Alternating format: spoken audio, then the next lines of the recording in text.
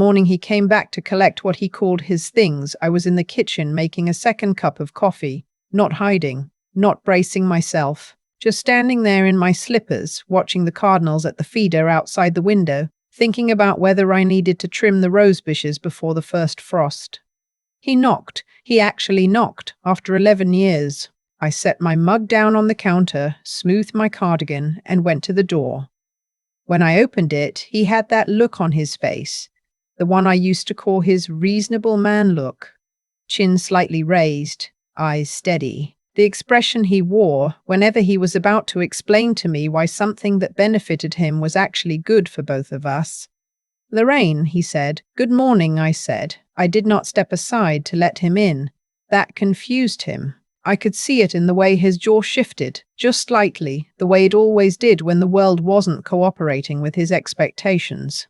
He glanced past me into the hallway, as if checking whether the house was still where he'd left it. "I just need to grab the rest of my boxes," he said. "Shouldn't take more than an hour." "I know," I said. "My son is here. He'll help you carry them out to the curb." Another pause, longer this time. "The curb," he repeated. "The curb," I said, and then I smiled. Not wide, not dramatic, just the small, quiet smile of a woman who has had 11 years to learn exactly which battles are worth having and which ones you simply outlast. I should tell you how it started, because it didn't start badly. That's what people always want to know. How did you not see it? And the honest answer is that you don't see it when it's happening to you. You see it afterward, in the rearview mirror, where everything is already behind you and you're finally moving forward. I was 61 when I met him, retired early from my job as an office manager at a pediatric clinic in Columbus, 32 years. Same building, same parking lot, same view of the pharmacy across the street. My husband of 27 years, a good man, a genuinely good man, had passed 2 years before from a heart attack that took him in a Tuesday afternoon, quick and without warning. I wasn't lonely exactly, but I was unmoored. There's a difference. My daughter, who lives in Cincinnati with her husband and my 2 grandchildren, worried about me rattling around in the house on Fairfax Drive. She'd call on Sunday evenings and I could hear the worry tucked in behind her questions. "How are you eating, Mum? Are you getting out?" She was good about not pushing, but I could feel the push anyway. So I started going to a community gardening group that met on Saturday mornings at the park 2 blocks away. Low stakes, fresh air, people who wanted to talk about tomatoes and drainage and the best mulch for Ohio winters. I wasn't looking for anything except something to do with my hands. That's where I met him. He was new to the group, said he'd just moved back to Columbus after years in Phoenix, that he was figuring out the next chapter. He was 64, tall, with the kind of confidence that reads as competence, until you know better. He brought good gloves and asked smart questions about the raised beds. He made me laugh twice in the first hour. His name was Ray. I want to be clear about something. Ray was not a monster from the beginning. Monsters never are. He was warm and curious, and he remembered things I told him. The name of my daughter's youngest, the street I grew up on in Akron, that I liked my coffee with just a little cream and no sugar. He called when he said he would. He showed up when he said he would. For the first 2 years, everything he did was designed, though I didn't know it was designed, to make me feel seen. We dated for 1.5 years before I suggested he move in. I want to own that. It was my suggestion. The house felt big, the winters were long, and I'd grown accustomed to his company in a way that felt, at the time, like healing. He gave up his apartment lease in October and moved in with 2 carloads of belongings and a confidence that settled into the house along with his boxes. Within a month, he had a favorite chair. Within 3 months, he had a preferred grocery store, specific parking spots, a standing Friday night dinner order he expected me to have ready by 7.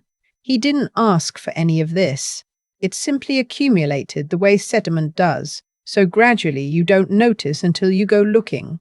He had not worked in Phoenix. He'd been living, I later learned, off a small inheritance from a relative and a partial pension from a logistics company where he'd worked for 9 years before what he called a mutual separation. He told me this in pieces, over time, always framed as bad luck or circumstance, never as pattern. I was working part-time as a bookkeeper for a small dental practice. I'd gone back after a year of retirement because I missed having somewhere to be. My social security had started. I had the house, which was fully paid off. I had savings that I'd been careful with for decades. Ray had enthusiasm. Ray had opinions. Ray had very strong feelings about what the kitchen needed, which turned out to be a $600 espresso machine he found online and asked me to order because his card was having a weird issue with the billing address. That was the first time I heard that phrase. It would not be the last. The thing about living with someone who takes slowly is that the taking feels like sharing. At first, he'd suggest a trip, and I'd think, how nice. He wants to do things together. It would be 3 months later before I noticed I'd pay for everything and couldn't quite remember when that had become the arrangement. He'd mentioned that the car needed new tires, and somehow by the end of the conversation I was on the phone with the shop and he was back in his chair watching the game. My daughter noticed before I did. She visited in the spring of our second year of living together and called me the following week, gentle but direct in the way she'd always been. "Mom," she said, "I'm not trying to start anything. But does Ray work at all?" "He's been looking," I said. "Looking," she repeated. "He has some interviews lined up." There was a pause that felt careful. "Okay," she said. "I just want you to know you can talk to me about anything." I told her everything was fine, and I believed it, mostly, the way you believe something when the alternative requires too much rearranging. But after I hung up, I sat at the kitchen table for a long time. The espresso machine gleamed on the counter. The refrigerator hummed.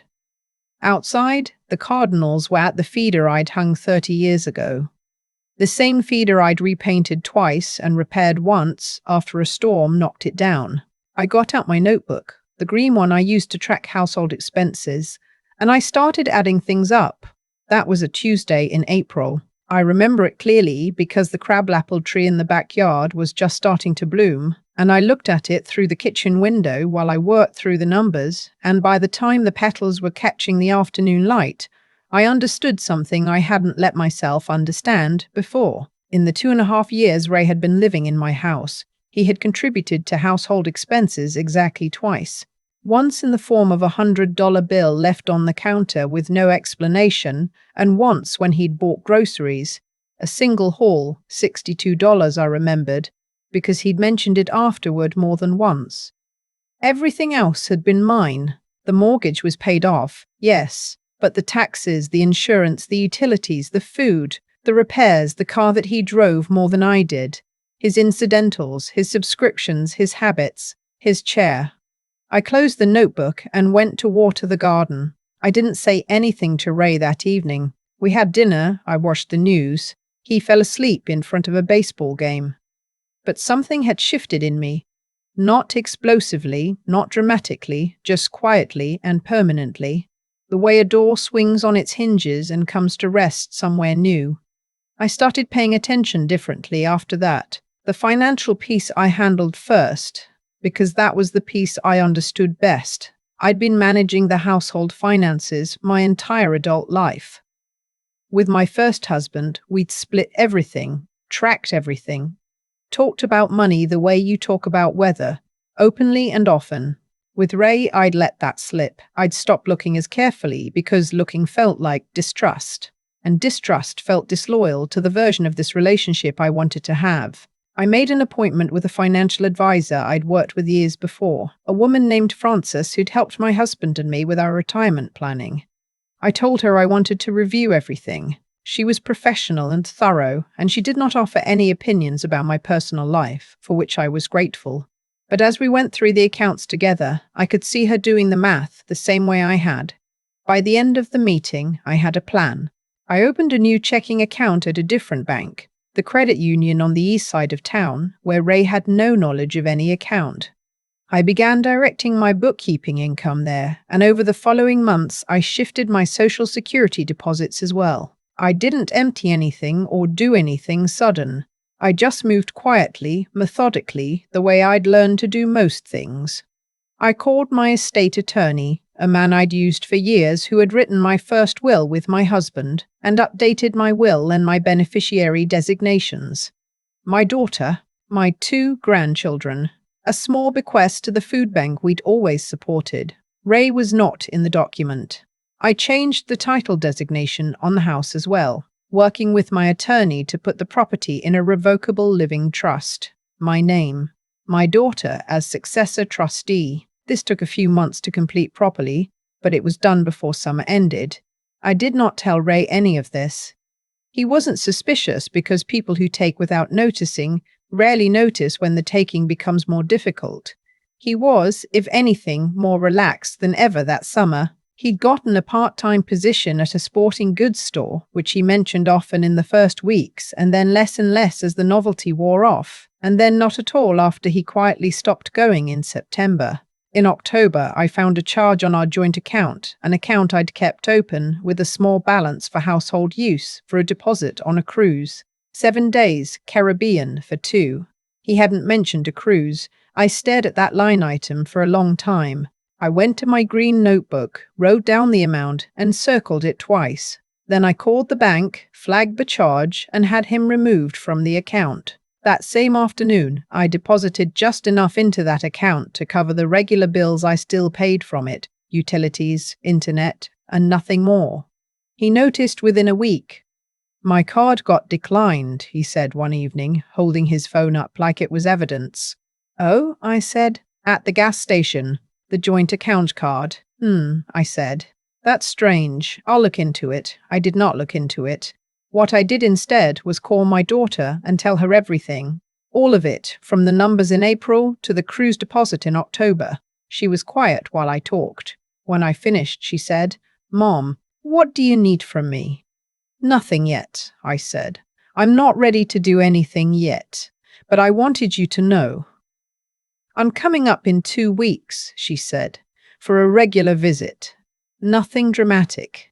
"I know," I said. "I'd like that." The conversation with Ray, the real one, not the careful around the edges conversations we'd been having for months, happened in November on a Sunday afternoon when the light was already going grey at 4 o'clock and the house felt small the way houses do in Ohio winters. He'd been irritable for weeks. The card situation had inconvenienced him more than he'd expected, and whatever story he'd told himself about how this household worked was starting to show its seams. He'd mentioned the cruise twice more, vaguely, as if it was still a possibility. That Sunday he came into the kitchen while I was prepping dinner, and he leaned against the counter with his arms crossed, his serious talk posture, and he said he thought we needed to make some decisions about the future. I set down the vegetable peeler and turned to look at him. "What kind of decisions?" I said. "About us, about what we're doing here." He spread his hands. "I've been thinking that maybe it makes sense to, make things more official." I waited. "The house," he said. "Financially, it would make more sense if we were both on the—" "No," I said. He blinked. "No," I said again calmly. "That's not going to happen." "Lorraine, Ray," I said, and something in my tone stopped him. "I'm going to say something and I'd like you to really hear it. This house belongs to me. It was my house before you moved in, and it will be my house when this is finished. The accounts are mine. The car title is mine. I've spoken with my attorney and I've updated every document that needed to be updated. None of that is going to change." He stared at me for a long moment. Then the reasonable man look came back, smoother this time, like he was recalibrating. "I don't know where this is coming from," he said. "I thought we were—" "I know what you thought," I said. "I've seen the cruise deposit." He went very still. "I think," I said, picking up the vegetable peeler and turning back to the counter, "that you should start thinking about your next steps. I'm not asking you to leave today. I'm not doing this dramatically. But I am telling you clearly so there's no confusion that things are going to be different going forward, starting with the finances." I heard him leave the kitchen. A few minutes later, I heard the TV come on in the living room. I peeled carrots and listened to the sound of the house, and I felt, for the first time in a long time, like I was standing on solid ground.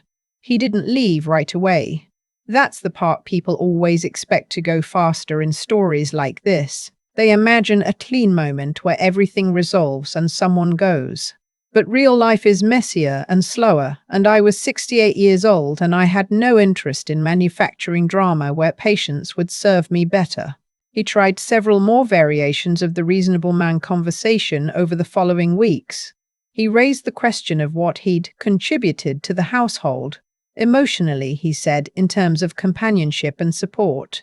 I listened to all of it and agreed with the parts that were true and declined to engage with the parts that weren't. My daughter and son-in-law drove up from Cincinnati in December, ostensibly for the holidays. My son-in-law is a quiet man who says very little but notices everything, and he was helpful in ways that required no discussion. He repaired the back porch steps that had been on Ray's list for 8 months, replaced the bathroom faucet that dripped, changed the locks on both exterior doors, while Ray was at his sister's for an afternoon. We changed the locks. I want to be specific about that because it matters to the rest of the story. New keys, one for me, one for my daughter. Nobody else. Ray came back to a door. His key didn't fit, which he discovered while I was sitting in the living room reading. He knocked. I went to the door, confirmed that yes, the locks had been changed, gave him the new key, and told him I'd had it done for security reasons. He didn't ask which security reasons. He left 2 months later in February on a Tuesday that was grey and cold in the particular way Ohio Februaries are, not dramatic, just relentlessly flat. He'd arranged to move in with a friend from his time in Phoenix who had apparently relocated to Louisville. I helped him pack 3 boxes and loaded the rest into the trunk of the car he'd borrowed from his sister. Before he left, he stood in the doorway of the living room and looked at the chair. His chair, the wide brown recliner he'd brought from his apartment and installed by the window. And I thought for a moment he was going to ask to take it. "Leave it," I said. He did. After I heard his car pull out of the driveway, I sat down in that chair for the first time in 11 years. It wasn't comfortable, actually. A little too wide, the armrests too low for my height. I sat in it anyway for a few minutes, just to do it. Then I went to the garage and got the hand truck and moved it to the curb. The city recycling truck took it on Thursday. Spring came the way it always does in Columbus.